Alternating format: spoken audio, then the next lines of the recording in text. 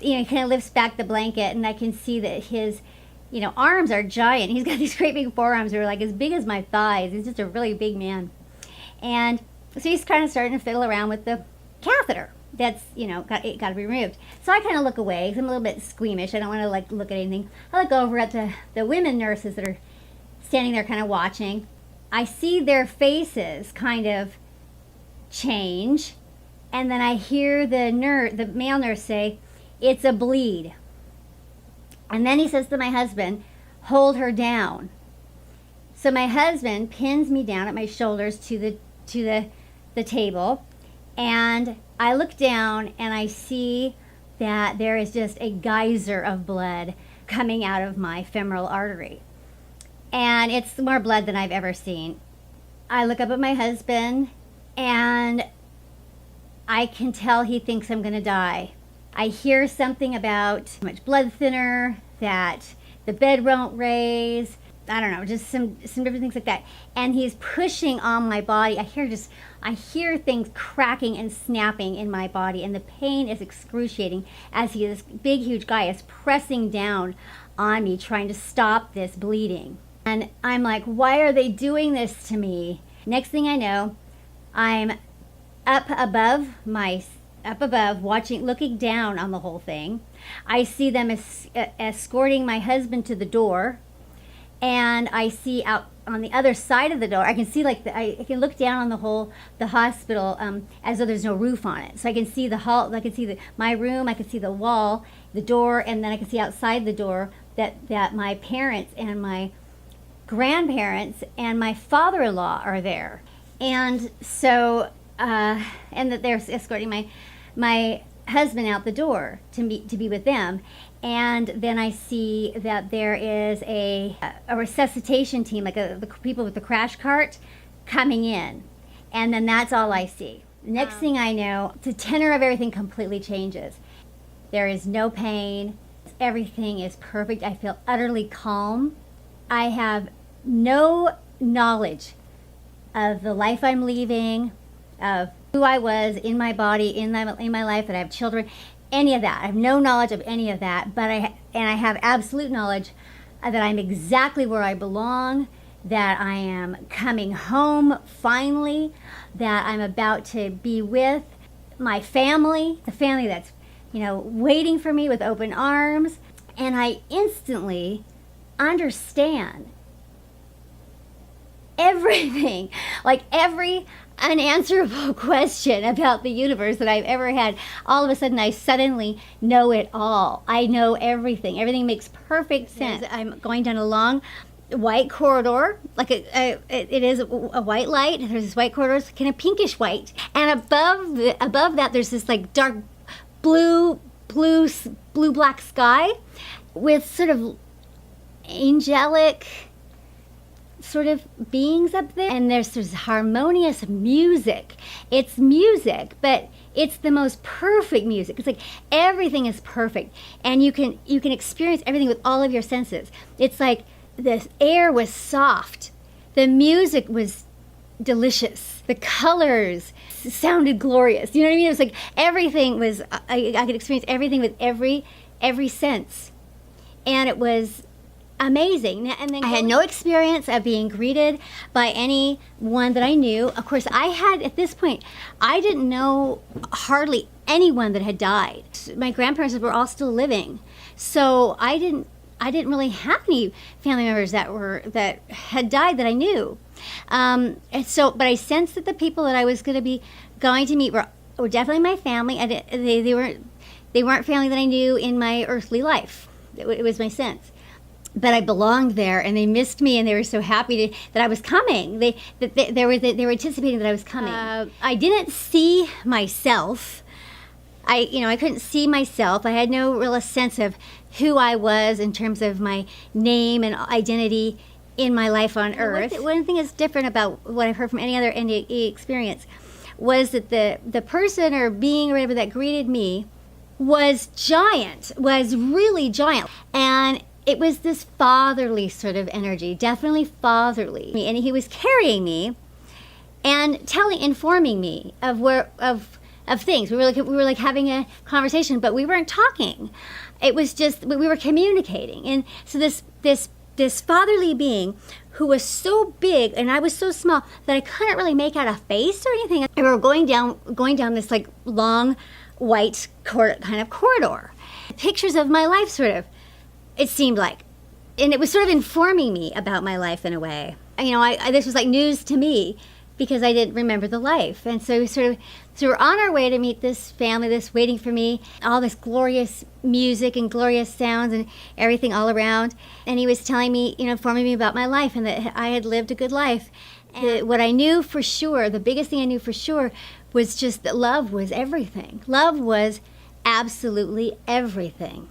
Then we got to where I saw my kids, where he showed me my kids. And then the tone kind of changed. And the message that I got was, I have a choice to make. It wasn't really my time, but I didn't have to go back because what I was going to face when I went back was going to be very, very difficult. And so he wanted me to choose it. And I said, no, I'm not going back. And I understood that if I chose not to go back, that the reason that I came to this life, I would have to redo. I would have to do it again. And I said, I don't care. I don't care. It's too great here. I don't want to go back. No, I want to stay. Then I got to see my kids and what would happen to them if I stayed. And I saw that they would grow up without unconditional love, that they would grow up they would grow up with the family that we had surrounding us that didn't love us, and that they would be orphans and no one would know it. And that their life was, that their world would not sustain the death of their mother. Their inner selves, their souls, their compassionate spirits, that would have to go away to survive the life that they would have to live without me. And I immediately just said, I gotta get back.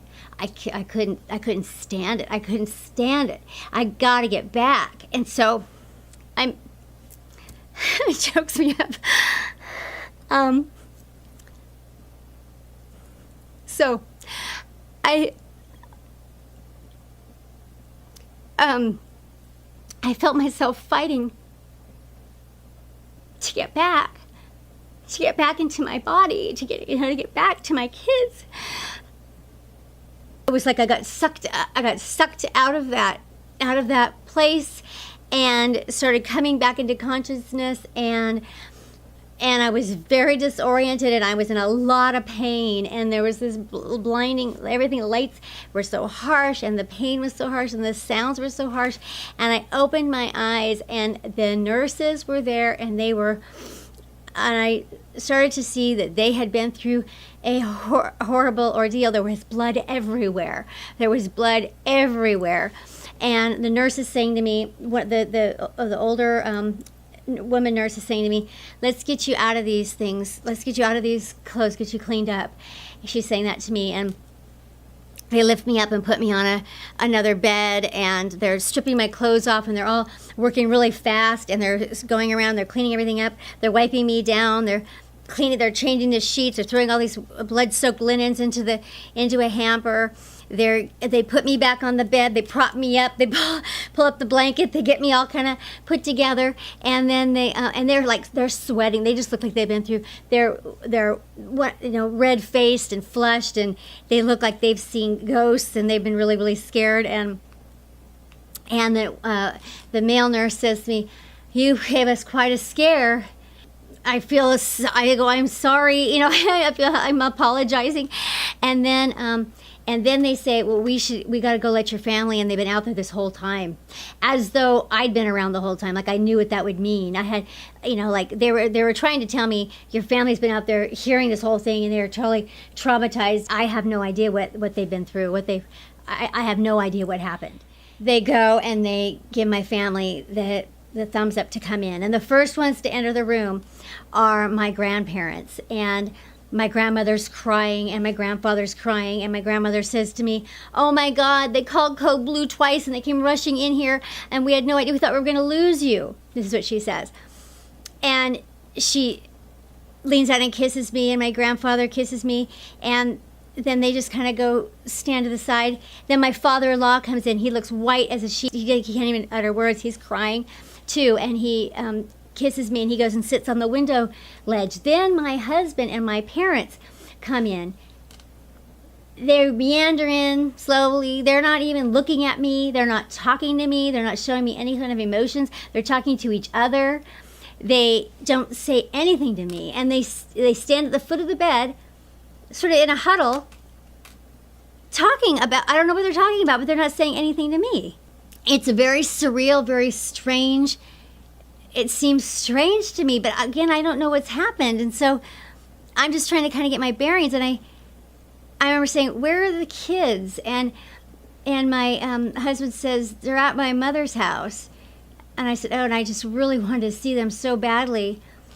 And then I said something about, I think I went to the other side or something like that. And my mother turns around. She's got her back faced to me at the foot of my bed. She turns around. She says to me over her shoulder, you were medicated or under sedation or something like that. And turns back around. And I didn't try and talk about it again after that.